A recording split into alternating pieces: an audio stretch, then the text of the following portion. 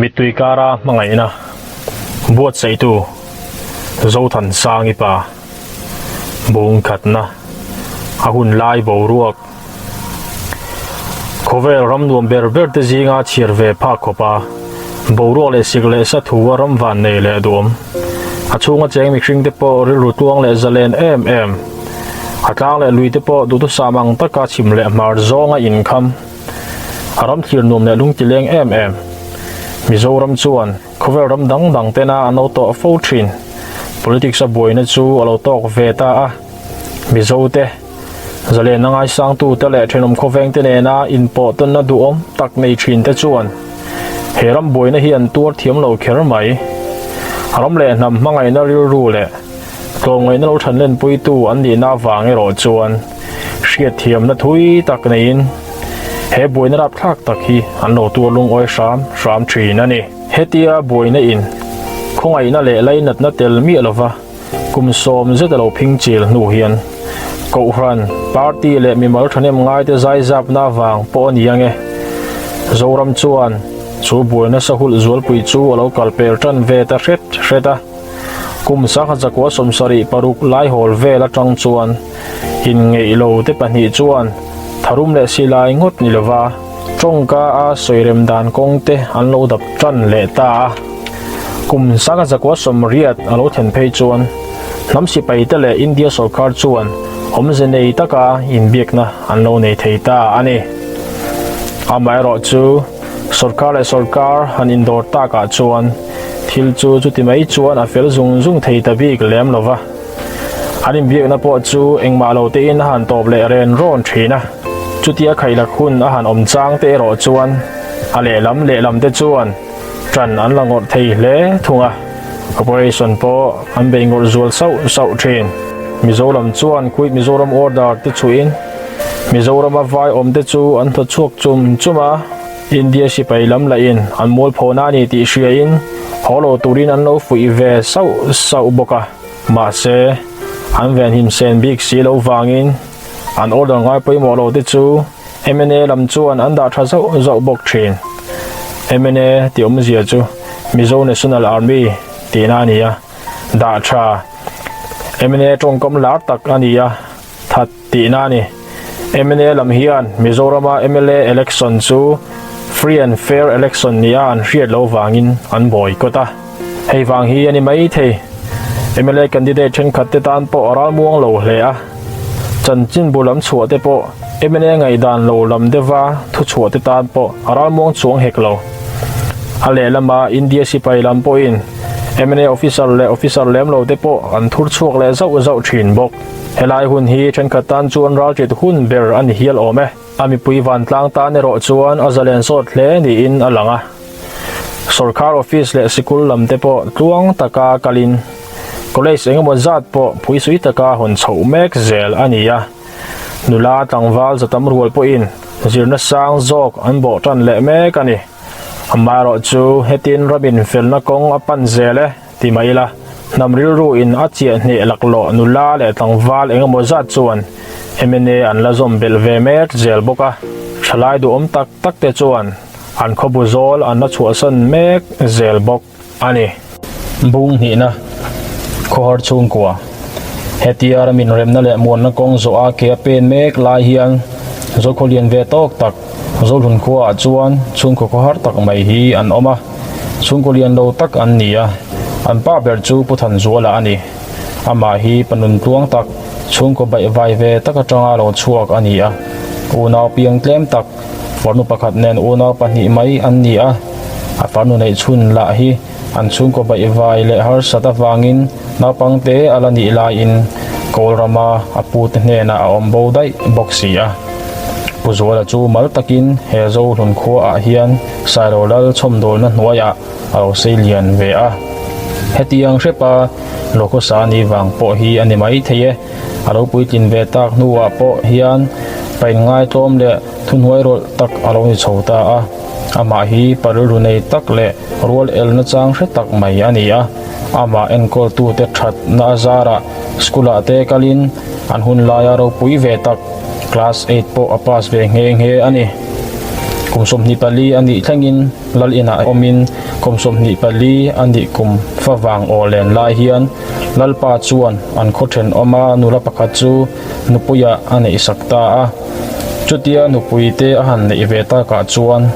lalpa chuan in rangte a han chantir ve ta ngala hetia in rang an han chan ve ta ka chuan puzola te nu pa chu an tangin rual an elna sa hle a fa an nei ma kum ni chung chuan thei top chu in thlo ma lama te tran an la a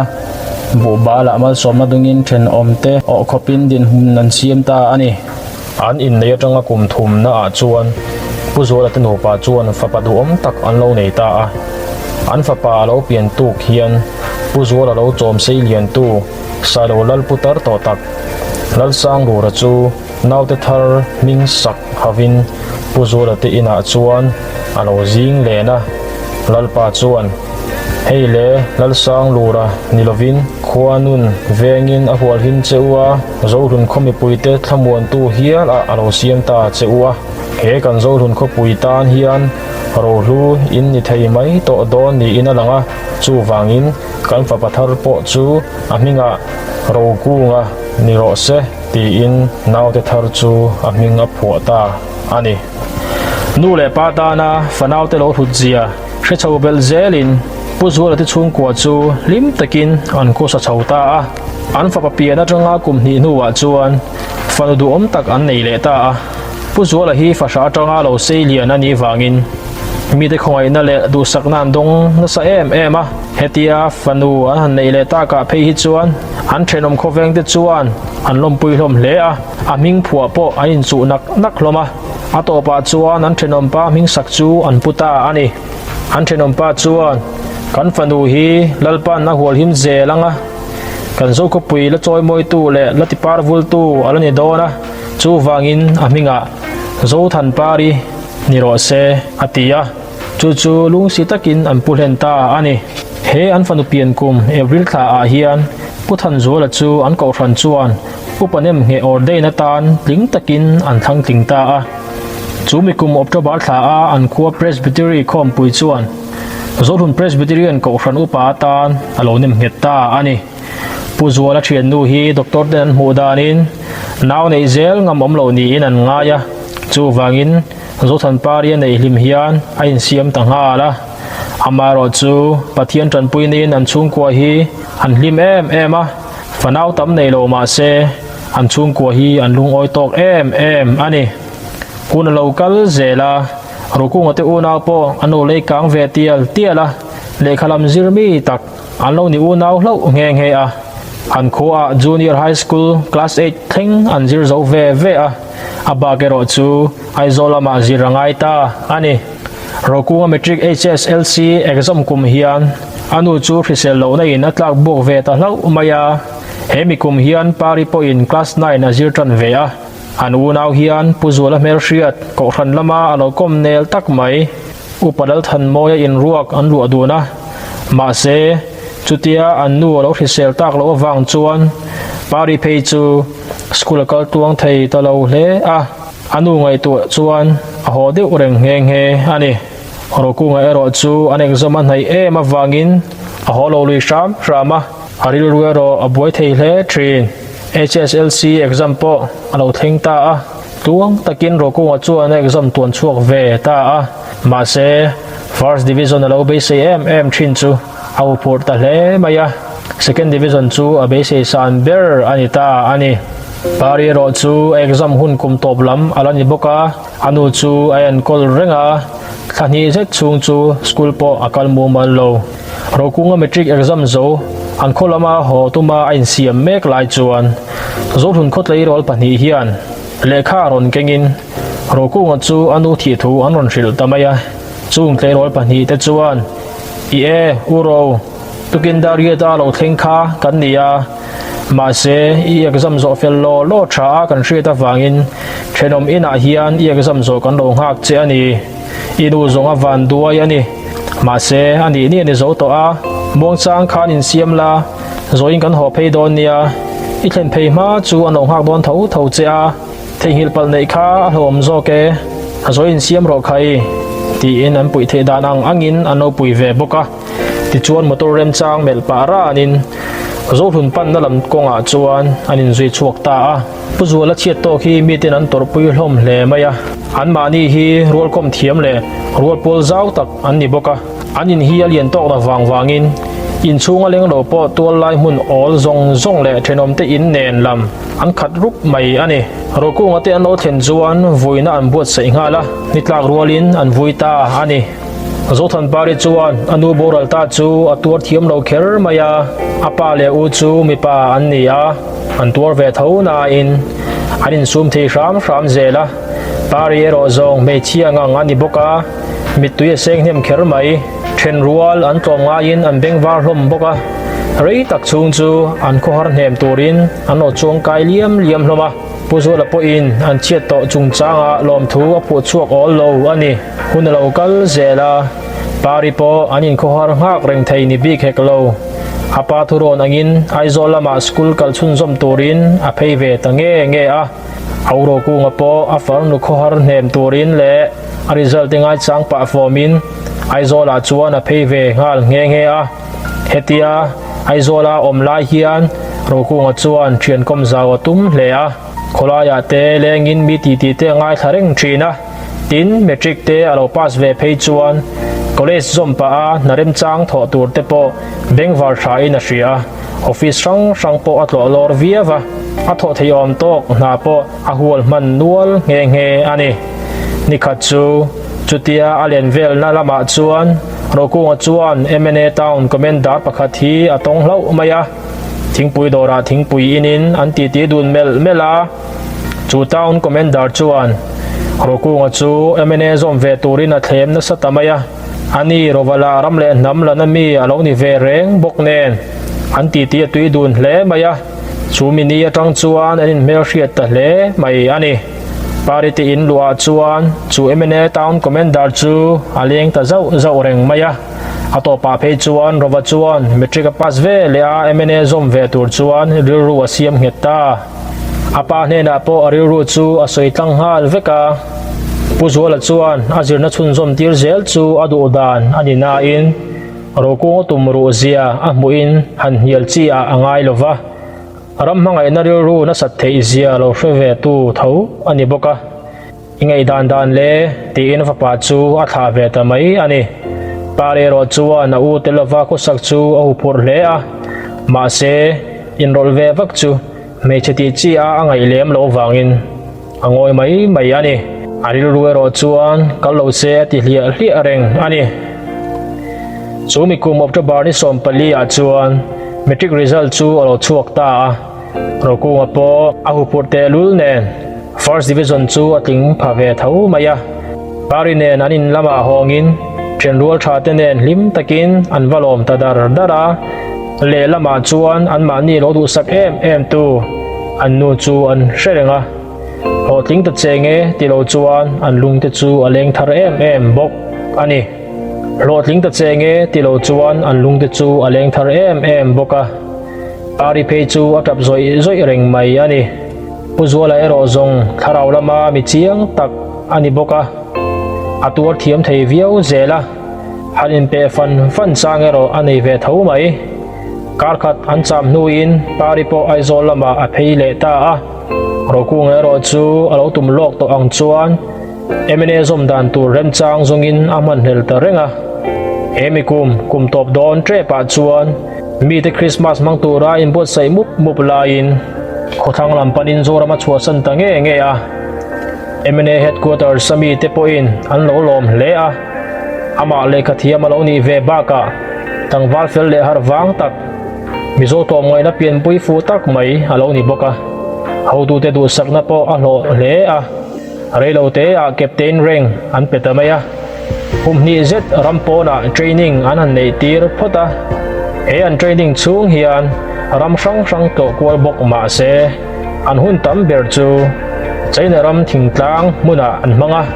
che sarkar ne in hriat thiam na thuk tak an nei wangin anol samin nuam po an ti hle nge a hetia company z an training nu hian Mizoram chunga duty turin an ron tir chuak ta ani Puzuala chuan an in chu ko har takin ang hak daran maya ko har thil thu wanga pari zirna han ti top sak chu ni in ar seilova parin kapa itana ko har thak lutuk ka zirna hi ka chol mai ange ati po chuan ani chuan mami ni love kia ko har rengota wanga inun kong ti chia chu adik theilo kal ram te mama chol tama ti na galaya nang tal hi chuan ming nei thama zir tum ve ram te tin pari chol chu phalo bur mai sia ani taka pari hi a in zir mi phian alo nia HSLC exam na po first division a ating phak ve ta reng ani puzuala hian afanule khazir tir hi atumru em a college som dir ngei atumru hle a parin kapa yom da na hreom lutuk kan ha thom tok zongila om ho dan ingai to mai te ang mi soi ka khiat dan phei chuan kan khu agriculture department in munan ron khor ve dora chuda thok tur chuan an khumi ngai nula gram civic training tir tur an du don ni omin ka hria ania kumchan ve chung training tur ni omin an soya heng na te hi be se ve zok te ang miang mole tia han ron po in puzo la chuan ni lo ve mam boy piu in tia moni heital hi chu han zo phut la ka du tlat ani karu taka hi chuan kala soi ringai lo na bietal hi chu zo ngei la ka du khop mai mama hi chu mi pa ania ka ngai to lo nang hi chu mei chia alaya lai zon dang po nei lo inia ingai to om dan hi adang riaw sin tuna biet hi chu pas ve ta lo la chu tong thu chelawa zon khat bit chin po lo tok pal dai la lungmo takin kaliam san thei don che ani kariru hi idon ve bok tur ani ati ve thu kha ato pa chuan pari chuan ani ka pa kani fanu ma so mi khu yom pui atan zudil chotila alo rem ti hlau chuan imidu sakna hlut tak chu ti pui tlin katum don nia tin akar ve ta thunga puthan zola po chuan o ma ti hle a an mak pa te chung po chuan an orem ti ta boka pari chu zir zel turin a in po cha le ta ani puthan zola hi pana thok thei tak le khutna tho a mi tui em mai ani rowa chuk to huan zau tha tak aneya thai po apui ting tran view to nge a tin an vengram thalai tak chu an VC10 fu huana tan an threa in sumli lain an nei hloma puzola po fu huan nei zinga hian telin king mun laia siam ve a heng ba ka hian bu mun pa ngai po a siam ve reng tho boka nupa lim taka na thok dun thin a han mal le ta nga la a boi thei le thin ani ama atui na lo hrisel lo zoka chuti ni lo pheise pamaltana han ma sen chi ani lo le ani ariruwa afanu hi alien em renga le khazir tir theilo mul hi a hlawa a thei to pa chua tak meu ani injir mi ta ka lo ni ve hlova PUC po chu thatakin a zo ve le ta ama po alom hle apa mangai na chu ro pui ti em a ama ro chu ama wanga apa ko hor tak le rim taka natin reng me chia le mi panna zong ko pa a han phe boi thin chu alai nat lutuka komni khatal chu na han tho pui adu to tata apa ne na po chiang takin na hil da veka apa po chuan afanu thu chu nial zel adu ta bi glova hani le mami kum khate chu han chol ve ta che zirngor po hi taksa hada me ma tila rirulam in seng ha ve thunga thuak han ha chol tir ve te po a om ve thove bu mun hi word vin nei tumila kan pa fakum ni ate kan thar ve hlo chuan nakum lama rirulung mo zokin ila chun zom le mai aniang chu ti na ngai jam ve theita a hemikum va san an han lak le a chuan puthan zola chuan bu tin thum mun zet tur chu avat ve ta an pa fa chuan an thok tuang tha thei boka chulu tuklovin an veng chho ve thei ta zela in lama an tunu vanal somi ma somi chuan eirong alo bol sakin secretin reng alo khoi thei ve boka boil tuklovin an thok chho thei ve zela rokung an bucket mani ang lek leka an puisa don a changa aron thon ve thei thin ti chu an fu huana lo faroi nan te an mang ve le zau boka fu huan po nim lu tuklovin an kol thei ve chok zela an chuk to huane ro chu jingkar na mangin an chei num tha thei hle thunga an taksa ha ma se an rilulam a hlim thunga ko thana an mo phurna ang bo an phak tok ka an nen chuk ve thei zel ani hemikum kang var lai hian pari uro ku apon foreign lama thani vel thang tura zin chua angai awangin kar khat leaf ala apa le farnu ten hnen lama alo chola amai ro chu khochunga omlovin an thom halama an tombo tlata apa te mang kho te chu a thei anga puin a thokon sa ve le a playa pari te pa fa in an hosan huwa wawa lutin saki thang le bi ai thang te kamin huna mangral ve thina chutia kar khat a cham pui nu chuan an mun pui lam apan san le ta ani puthan zol te pa fa chuan an lo chu khuar takin an en kol chhota a an lo nei hi haram thalai tak alai lum tak le ngal tuinuam tak ania a kang tha in a ol boka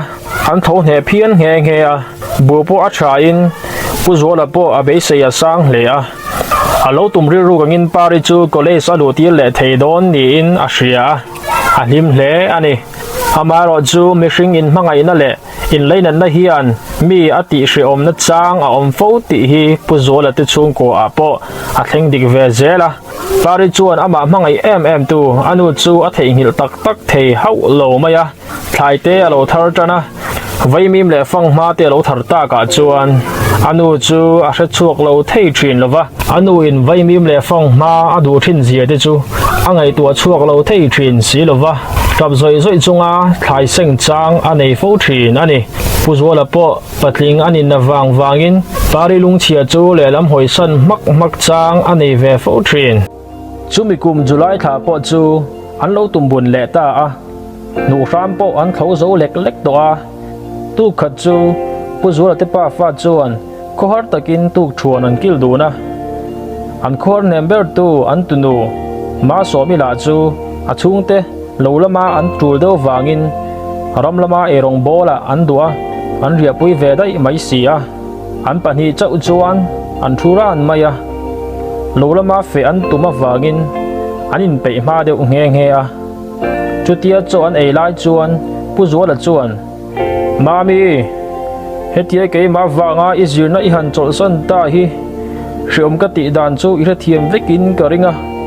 kum khat khai lak lek po hi awi om em mai ania hey ka be sei ruk dan tak chuan kumin hian zuwa in za an ngai zel chuan ke ni kum thum ei chu kan thar nge hin ka ringa in college du le huna chuan izum le nge turaniang ke ka mol manga iula zir puitling man lovin akal bo le ta box sinen nang tal hi chuan ming nei thamin zirve itum tlat turani loin pu cha sau sawang che o